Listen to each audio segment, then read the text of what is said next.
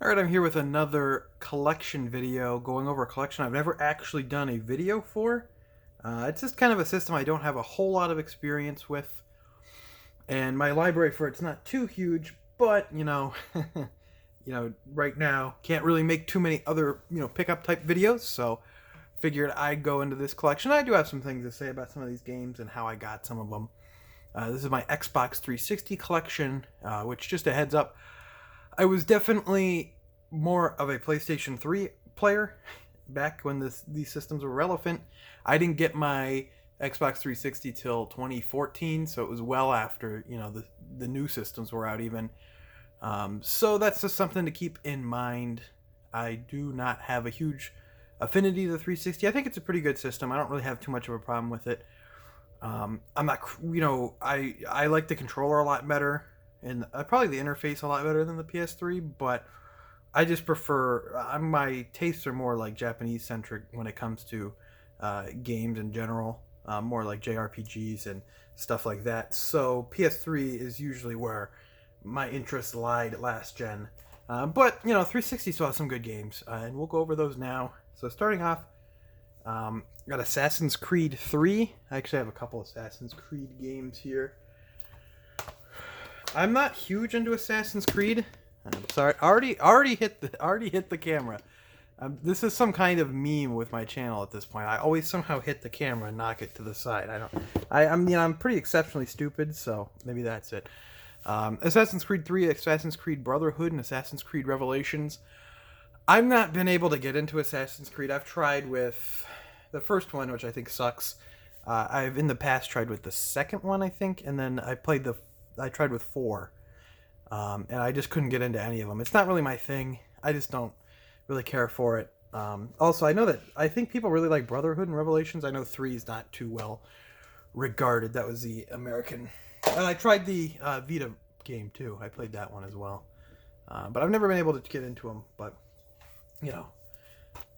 beautiful Katamari. This is actually an Xbox 360 exclusive Katamari game. It's about what you'd expect for a Katamari game, but I'm not expert on the series by any means, but I thought it was pretty pleasant, pretty fun of what I played of it. Oh yeah, Big Bumpin'. This is one of the Burger King games. It's both an Xbox game and an Xbox 360 game.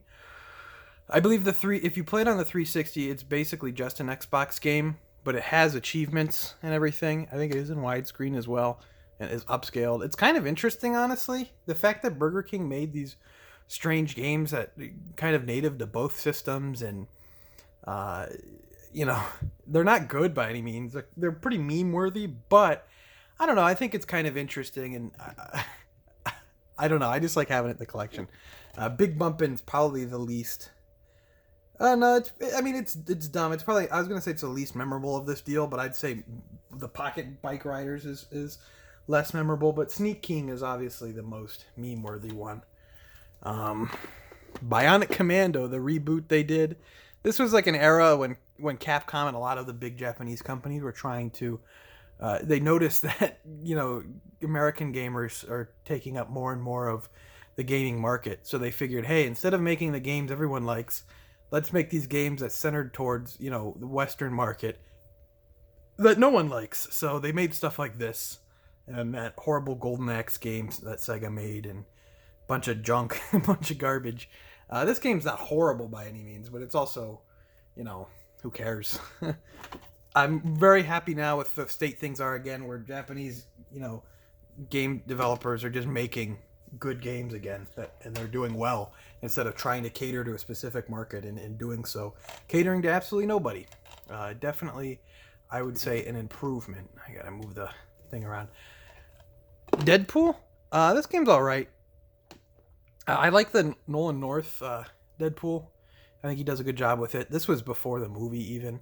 Kind of a strange development, and I think that it got delisted for a while. I remember it got delisted, and everyone's like, oh, you should pick this game up. It's going to be rare. It's going to be expensive. And I picked it up, and they put it back out on PS4 and Xbox One when the movie came out. So it didn't end up really being rare or expensive, but it's all right. It's not incredible game. You can definitely see it's a bit of a budget game, but pretty decent all around. I'd say if you're a fan of the character, it's worth giving a shot. It's not bad by any means. It's also not anything impressive. Speaking of bad, Duke Nukem Forever. The fact that this game was in development for like 14 years is hilarious.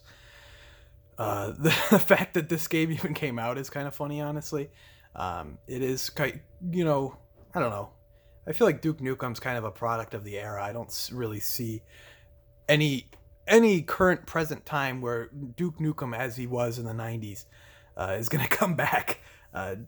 Certain climate probably will prevent that from happening as well, but just not a character that's aged very gracefully. And this game is definitely probably the death knell, in that character in that series is definitely not coming back, I don't think. This is the Fable Anniversary, which is an HD version of the original Fable game. I always thought these Fable games were kind of interesting. I had a friend who was into it really on the original Xbox. I remember him showing it to me, and I thought it was pretty interesting and pretty cool. All the Peter Molyneux stuff. You can plant a tree and it'll grow in real time. All the weird promises aside. It's an interesting franchise. I could see them, I know Lionhead is gone now, the developers, but I could see them, bringing it back, because I feel like it would be something worthwhile, especially all the new studios that Microsoft has picked up for the Xbox brand. I could really see one of them making a cool new, take on the Fable series. Got here Fable 2 as well. The only Fable game I really have any experience with is a little bit of the first one. So, I don't know anything about Fable 2. I know Fable 3 is not well regarded. I know people like Fable 2 quite a bit, but I know Fable 3 not too highly esteemed. But, and they made some kind of Kinect game. They were going to make like a free-to-play game, I think, too. That people were actually playing that just got shut down, and they never even actually released it outside of the beta. Really weird how and then, Lionhead's gone, so who knows what they're going to do with Fable, but I really could see them bringing it back. We got here Gears of War 1 and 2. Gears of War is not really my thing aesthetically, but I'll admit that they're pretty solid.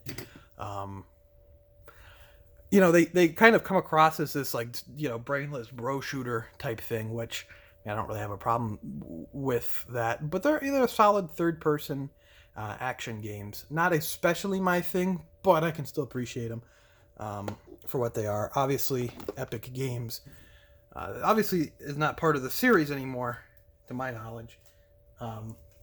It's what the Coalition is doing, those games now, and they're still making them. Xbox One games still have them. I think Gears 5 just came out last year and was pretty well acclaimed, so good for them. Halo 4. I have Halo 4, which I actually got out of a GameStop dumpster, the whole game. I'd assume that this was one that came with like a special edition console or something with a not package for individual, but I got the whole game and it worked and everything.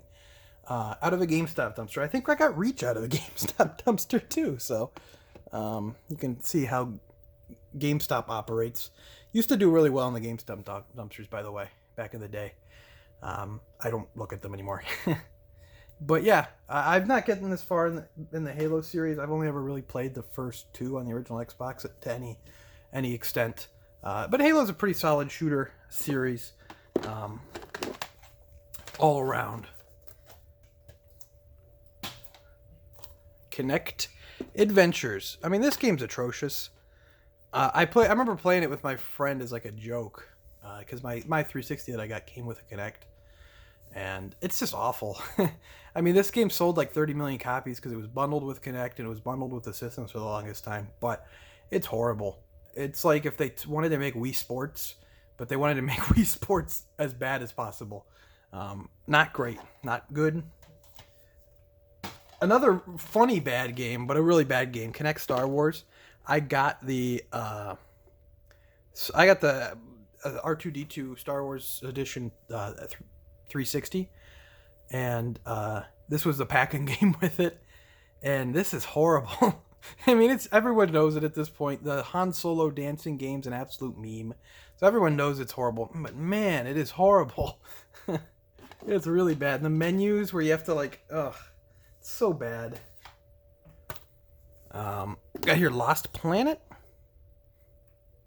and Lost Planet 2. Hit the camera again. I'm telling you guys. I'm telling you. And I dropped the game. This is a video I'm gonna put up on YouTube. You know that? This is an Objo Gaming classic in the making. Lost Planet 2. This is another kind of that era where Capcom and all these other Japanese companies were trying to make games that appealed to the Western markets.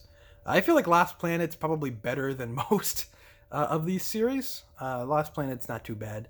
And kind of a cool idea as well. But I don't think they're probably going to do any more with this series anytime soon. Especially now, Resident Evil's kicking into high gear. Devil May Cry's kicking into high gear. Monster Hunter selling outrageously well. I think that's probably a series Capcom is best left in the past. Marvel Ultimate Alliance. Pretty fun game. Pretty fun series overall. I've spent the most time with the third one, the Switch game, which I was pretty happy with. I thought that was a pretty fun game. But overall, I mean, pretty fun, pretty enjoyable titles. Ninja Gaiden 3. There it is. That's all I have to say about Ninja Gaiden 3. That is my whole review. Here we go. Pocket Bike Racer, another Burger King game. I'll talk more about a Burger King game than I will about Ninja Gaiden 3 because I haven't played that version of it.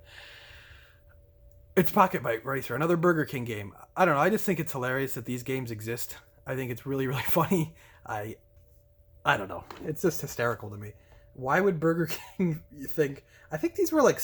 I remember going to Burger King with my friend when these were out, and he had an Xbox. And he begged his mom to get him the games. And I think they were like $6 each, maybe. No more than 10. They were really cheap. And he got... I remember they walked away with all 3 of the Burger King games. And man, we actually played Sneak King a lot. We thought it was funny. We thought it was fun, but oof. It's very memey. Project Sylphied. This is like a Square Enix published. I don't know who developed it. I don't think it's any of their teams developed it. It's like a shooter type game, if I recall correctly. Didn't play much of it. Was not impressed. I'll say that much. Quantum of Solace Collector's Edition. I got this game in like a big lot from the Goodwill auction site for, I think everything, each game ended up being like 50 cents each, so I just kept it. I thought the steelbook case was kind of cool, I guess. I also got Quantum of Solace for the Wii in a GameStop dumpster, so this game just keeps coming into my life in weird ways. I'm surprised they don't make James Bond games anymore, though. You know, Activision kind of ran them into the ground for a while and kind of made some duds, but I'm surprised that there were some good ones back in like the PS2 GameCube era. I'm surprised that they're not going to, you know, especially right now with licensed games like, you know, Spider-Man and the Arkham games and everything, especially with those doing so well. I'm surprised that they don't try to make like a pretty decent James Bond game. You know, I don't know who has the license currently. Probably still Activision. The last game I remember being was the Legends game, which was really bad. But Activision's probably more in on, you know, milking that Call of Duty money and then trying to make a new James Bond game. Cubed. This is kind of a cool collection. I didn't know this existed actually till I got it. It is Luminous, E4, Every Extend Extra Extreme, which I'm not even really familiar with that game, but it has Res HD on it, which is really, really cool. Cool little collection there. Red Faction Gorilla. This is kind of just a weird, funny game with ridiculous physics where you go around destroying everything. By Volition, who does the Saints Row games as well. I think they recently just ported this onto like PS4 and Xbox One and Switch and everything. Like made a remaster or something. Kind of cool. Tales of Vesperia. This was actually Xbox 360 exclusive here in the United States. I believe it was also in Japan. then they ported it again later to PS3. From my did like an expanded port later for the PS3. Because obviously Xbox sells in the double digits each week in Japan. It sells horribly over there. Kind of interesting thing that Microsoft was trying to do, where they were trying to get more Japanese developers on, making more role-playing games. And there's some pretty good role-playing games. A lot of them I'd like to get, but I just haven't gotten them yet. Lost Odyssey, stuff like that.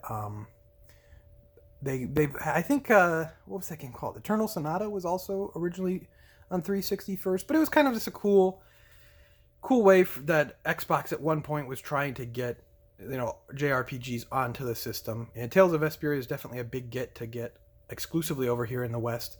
We never got the PS3 version. We got later. Now it's on PS4 and the Switch and everything, and that expanded port. But we never got it back in the day, so this was it for us. And Vesperia, talking on the game's quality, is one of the better, I'd say, Tales games. I liked it quite a bit.